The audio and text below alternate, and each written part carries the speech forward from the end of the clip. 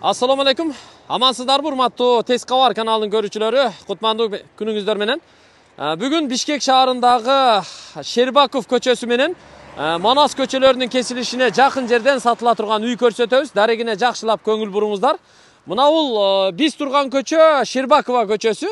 Бул жагы түз барсаңыздар, тетиги жерде Манас көчөсү менен кесилишет. Оң жака бурулганда Кут курулуш компаниясы Городок куруп жатат.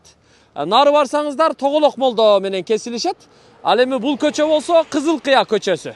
Сатыла турган үй Кызыл Кыя көчөсүндө ичкериде жайгашкан. Ал эми түз батышты көздөй бара турган болсоңуздар, Көлмө медресеси, мечити ушул жерден аябай жакшы даана көрүнүп турат экен. Анда жүрүңүздөр, кирип көрсөтөлү. Дареги сиздерге түшүнүктүү болду. Туугандар, алыстабай турасыздарбы? Мынакей биз азыр сатыла турган үйдүн алдына келип калдык. Мына бул көчө Кызыл Кыя көчөсү экен. Азыркы биз көрсөткөн жерден Шербакова көчөсүнөн Кызыл Кыя көчөсүнө кирип түз эле 500 метр жүрүп келдик. 500 метр жүрүп келгенде мына бул жерде дагы бир көчө бар экен, Васильева көчөсү. Андан дагы кесип өткөндөн кийин Кызыл Кыя көчөсүнүн дал ушул дарегине жетип келдик. Ушул үй сатууга коюлуп атат. Мындан дагы 70-80 метр жүрүп барсаңыздар, тетиги жерде дагы бир асфальт көчө бар экен. Ал Көкчөтовская көчөсү экен, туугандар. Нар жагында Чолпонбек Төлөбердиев аллея паркы бар экен. Ал эми бул Кызыл Кыя көчөсүнө параллель бул жагында болсо күнчыгыш тарабында жайгашкан Манас көчөсү бар экен, туугандар. Анда чекеден сиздерге көрсөтүп түшүндүрүп берейин. Ушул үйдү азыр баяндап беребиз. Чек арасы мына ушул чекеден башталат экен. Ылдыйкы чек арасы болсо ушул спринтердин ылдый жагындагы тетиги тосмонун аркы чекесине чейин барып такалат экен. Жалпы жер аянты Кызыл китеп боюнча 3,6 сотых, фактически 4 сотыққа жакын экен. Айланасы бүт тосулуптур. Бул жерде өзү газ бар экен, суу бар экен, свет бар экен, канализация бар экен, интернет бар экен, бүт бардыгы бар экен. Эң жакшы жери жогору жакта мына Көкчөтовская көчөсүнүн нар жагында Чолпонбек Төлөбердиев паркы бар экен. Бул жакка чыкканда Манас көчөсүнө чыгат экен. Бир аз ылдыйраакка түшкөндө жолдун аркы бетинде болсо жана Кут курулуш компаниясы куруп жаткан жаңы Городок түшүп жатыптыр.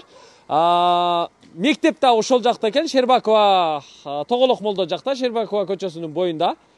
Бул жакта болсо Көлмөнүн медресе, мечити бар экен. Ошол жакка да каттаганга, балдарды окутканга, сабакка бергенге жакшы экен. Анда баштайлы, жүрүңүздөр. Бисмиллахиррахманиррахим. Азыр бул жерде квартирант катары бир агаларыбыз үй бүлөсү менен жашайт экен. Сырттан киргенде эле үй менен көчө жактагы тосмонун ортосунда бир 6 метр аралык бар экен. Үйдүн аркасында дагы 1 метрден ашуунураак аралык калтырыптыр. Бул жерде болсо мына унаа коюучу жай. Түз бара берейли. Үйдүн узун туурасы 8ге 12. Бул жагы болсо туурасы 8 метр. Ал эми узундугу болсо аркы чекеге чейин 12 метр. 8ге 12 5 бөлмөлүү үй. Бул жагы эми кошуналардын үйлөрү, мына газдын турбасы үйгө чейин кирген. Даже огороддон нары кошуналар жакка өтүп кетиптир. Бул жагы эми чек арасы мына ушул бурчка чейин келип такалган. Сетка тосмо менен барып бул бурчка чейин такалган. Бул жак кошуна менен ортодо дагы мына көрүп турасыздар, шифер тосмо менен тосулган. Биз азыр үйдүн астына келдик. Үйдүн асты мына 4 метрлик навес болгон, көрүп турасыздар. Асты стяжка, анан тепкич куюлган. Нар жагынан дагы, бер жагынан дагы чыгып кирүүгө болот. Үйдүн фундаменти ушу жерден 90 сантиметр бийиктикте турат. Сырты декор болгон, туугандар. Чатыры шифер менен жабылган. Терезелери ак түстөгү пластик, сыртына темир решеткалары дагы коюлган. Жүрүңүздөр, үйгө суу киргизилген, бирок септик бар. Бул жакта мына септик жасаган экен. Канализация, саркынды суулар ушул жакка септикке келип түшөт экен. Бирок туугандар, бул жерде мына Кызыл Кыя көчөсүндө борбордук канализация бар экен. Ошо канализацияга туташтырып коюш керек экен. Канализация бар деп түшүнсө болот экен.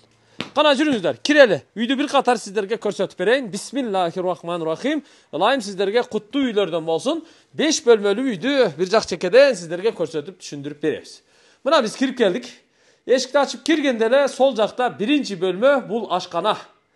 Ашкананын аянты кенен. Бул жагы мына чай иче турган орундугу. Сол жакта болсо ашкананын бүт эмереги коюлган, фартугу кафелденген, суусу киргизилген, газ киргизилип, газ печкасы коюлган. Бул жагы мына чоң терезе ачылат. Астында отопление батареясы, чоң муздаткыч коюлган. Дуалы көрүп турасыздар, шпатлевка тартылып боелгон. Полуна болсо ламинат төшөлүптүр.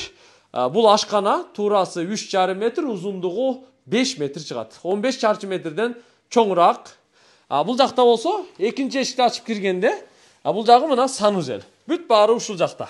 Жылуу туугандар, киргенде эле оң жакта унитаз, ажаткана, раковина күзгүсү менен, ваннасы менен, форточка, выточкасы да бар туугандар. Пол кафел, мына бул жак дуалыдагы кафел болгон. Бул жакта болсо кир жуучу машинасы коюлган. Мында болсо топка, отопление печкасы ушул жерде коюлган. Бул 3 в 1 экен. 3 в 1 дегенибиз отун, көмүр жакса да болот экен, газ менен дагы иштейт экен. Азыр мына газ менен иштеп турат экен, карап көрүп койсоңуздар болот. Андан сырткары мына тең коюлат экен, электр тогу менен дагы иштетсе болот экен. Мына бул жакта мына тенди коюп коюптур, ушу керек учурда электр тогу менен да иштетсе болот экен. Азыр үй мына ушул печка менен эле газ аркылуу жылып ысып турат экен. Бул жагы мына топка санузел болду. Эми мына экинчи эшиктен бул коридорго өтөлү. Узундугу 4 метрлик коридор, туурасы 1,5 метр чыгат экен. Мына төрдөгү бөлмөгө арка эшиктен өтүп кирет экенбиз. Ага чейин оңдо солдо бирден бөлмө бар экен. Оң жакта бир чакан бөлмө бар. Бул детский спальня экен. Бул жака атайын стенка коюлуптур. Узун туурасы 3x3, 9 квадраттык чакан бөлмөлөр. Бирден терезеси бар экен. Дуалдары боелуптур, потологу тегиз экен. Бардыгы эле бөлмөлөрдүкү. Күмүш түстүү боелуптур бардыгы. Бул дагы 3x3, 9 квадрат чыккан бир спальня бөлмө. Көрдүңүздөр. Андан кийин мына арка эшиктен төргө өтөлү. Бул жакта мына 2 терезелүү чоң бөлмө, зал, конок бөлмөсү, мейманкана. Туурасы 4 метрге жакын, ал эми узундугу 5 метр.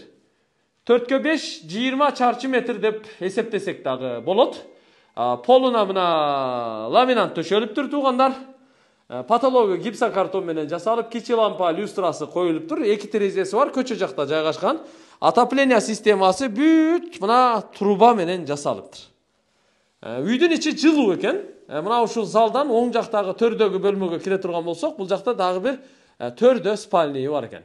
Бөлмөнүн туурасы 2,5 метр чыгат, бир терезеси бар. Ал эми узундугу болсо 4 метрге жакын отопление киргизилген. Полу болсо ламинат экен туугандар.